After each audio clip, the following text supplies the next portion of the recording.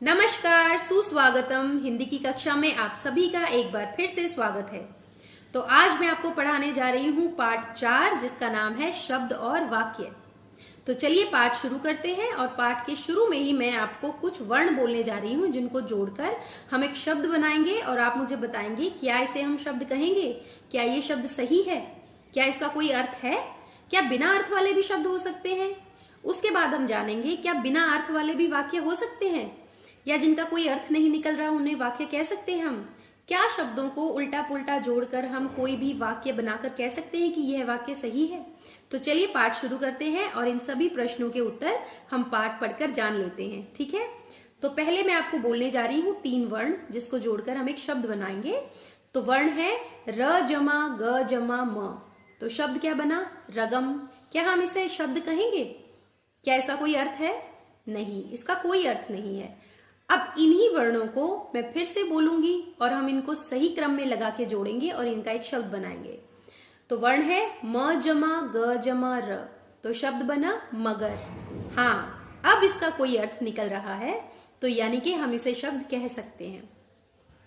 वर्णों की सहायता से हम बहुत से शब्द बना सकते हैं, लेकिन सही शब्द वही होते हैं जिनका अर्थ होता है। जिनका कोई अर्थ होता है हम उन्हें ही शब्द कहेंगे। वर्णों को उल्टा पुल्टा जोड़कर कुछ भी बनाकर शब्द हम उसको नहीं कहेंगे, क्योंकि जिसका कोई अर्थ ही नहीं निकलता वो शब्द नहीं कहलाते हैं।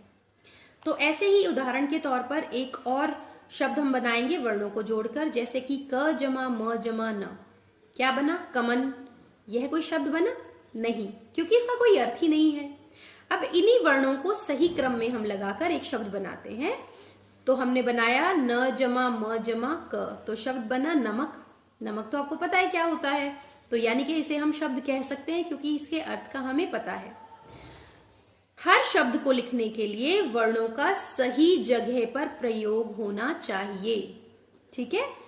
हर शब्द को लिखने के लिए वर्णों का सही जगह प्रयोग होना चाहिए। वर्णों के सार्थक मेल से शब्द बनते हैं। शब्द कैसे बनते हैं? वर्णों के सार्थक मेल से। वर्ण तो आप जानते ही हो क्या होते हैं, स्वर और व्यंजन। इनको मिलाकर क्या बनती है? वर्णमाला, है ना। तो अब हम करेंगे वाक्य। वाक्य क्या होते हैं? शब्दों को जोड़कर हम वाक्य बनाते हैं ना। तो अगर हम शब्दों को किसी भी क्रम में लगाकर अगर कोई वाक्य बनाते हैं, तो क्या हम उसे वाक्य कहेंगे? चलिए यहाँ पे भी हम एक उदाहरण ले लेते हैं। अब मैं शब्दों को किसी भी क्रम में लगाकर एक वाक्य आपको बोलने जा रही हूं और आप उसको सुनकर जानिएगा कि क्या हम इसे वाक्य कह सकते हैं, क्या इसका कोई अर्थ निकल रहा है। तो चलिए वाक्य बताती हूं मैं आपको। वाक्य है करण बजा गिटार है, रहा रही रमा बना चित्र है। मुझे शब्द मिले और मैंने उनको जैसे मेरा दिल किया उस क्रम में लगाकर और ये बोला कि ये तो एक वाक्य है। तो क्या हम इसे वाक्य कहेंगे? नहीं, क्योंकि इसका कोई अर्थ ही नहीं निकल रहा, समझ ही नहीं आ रहा हमने क्या कहा। अब इन्हीं शब्दों को मैं सही क्रम में लगाकर अब एक वाक्य फिर से बनाऊंगी। शब्द यही है इनको, लेकिन मैं सही क्रम में लगाऊंगी और वाक्य बनाऊंगी। अब ये वाक्य बना करण गिटार बजा रहा है, रमा चित्र बना रही है। देखा कितने अच्छे से ये समझ आ गया कि मैं क्या कहना चाह रही हूं जब मैंने इन शब्दों को सही क्रम में लगाया। तो हमने क्या जाना इससे? हमने ये जाना कि यदि हम इन सभी शब्दों को मिलाकर एक जगह रख देंगे तो वह वाक्य नहीं कहलाएगा, लेकिन जब हम इन्हीं शब्दों को सही क्रम में लगाकर एक साथ लिखेंगे तो वह सार्थक वाक्य बन जाएगा। शब्दों के सार्थक मेल को वाक्य कहते हैं। वाक्य किसे कहते हैं? शब्दों के सार्थक मेल को वाक्य कहते हैं। हम आपस में बातचीत करते समय वाक्यों का प्रयोग करते हैं।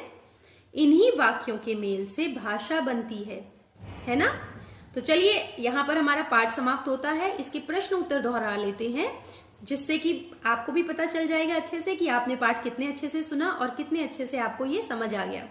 तो पहला प्रश्न है शब्द किनके मेल से बनते हैं? जैसे कि अभी मैंने बताया था, वर्णों के सार्थक मेल से शब्द बनते हैं। वर्णों के सार्थक मेल से शब्द बनते हैं। अगला प्रश्न है शब्दों के सार्थक मेल को क्या कहते हैं? शब्दों के सार्थक मेल को वाक्य कहते हैं। शब्दों के सार्थक मेल को वाक्य कहते हैं। अब अगला प्रश्न है भाषा किसके मेल से बनती है? तो उत्तर क्या होगा? वाक्यों के सही मेल से, वाक्यों के सही मेल से भाषा बनती है ना?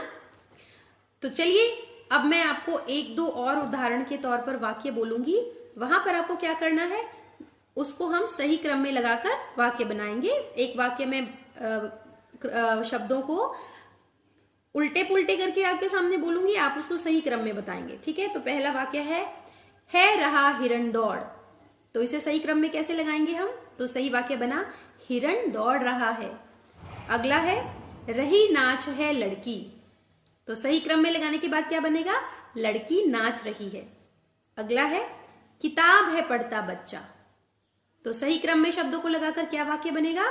बच्चा किताब पढ़ता है। और अंतिम है, दहाड़ता है जोर से शेर। तो इसका सही क्रम में लगा के वाक्य क्या बना? शेर जोर से दहाड़ता है। तो देखा आपने कितना अंतर है शब्दों को सही क्रम में लगाना और सही क्रम में न लगाने में, है ना? तो आप इस पाठ को एक बार खुद से जरूर दोहराइएगा। और एक चीज और मैं आपको कहना चाहूंगी कि हमने पाठ 1, पाठ 2, पाठ 3 पहले ही कर लिए थे। इकाई 1 में उनकी आपने परीक्षा भी दी, लेकिन जब भी आपको समय लगे आप उनको जरूर दोहरा लीजिए, क्योंकि उनमें बहुत सारी ऐसी जानकारियां होती हैं जो आपके अगले पाठ से भी जुड़ी होती हैं। ठीक है? तो तब तक के लिए नमस्कार। अगली कक्षा में फिर से मिलेंगे एक नई